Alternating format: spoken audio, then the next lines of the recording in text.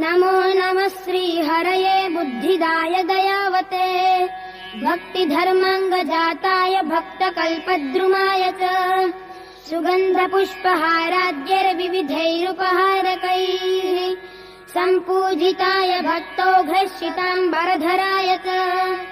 नाम्नामष्टोत्तरशतम् चतुर्वर्गमभीप्सताम् सद्यः फलप्रदम् नॄणाम् तस्य वक्ष्यामि सत्पतेः अस्य श्रीजनमङ्गलाख्यस्य श्रीहरयष्टोत्तरशतनाम स्तोत्रमहामन्त्रस्य शतानन्द ऋषिः अनुष्टुप्छन्दः धर्मनन्दन श्रीहरिर्देवता धार्मिक इति बीजम् बृहद्व्रतधर इति शक्तिः भक्तिनन्दन इति कीलकम् चतुर्वर्गसिद्ध्यर्थे जपे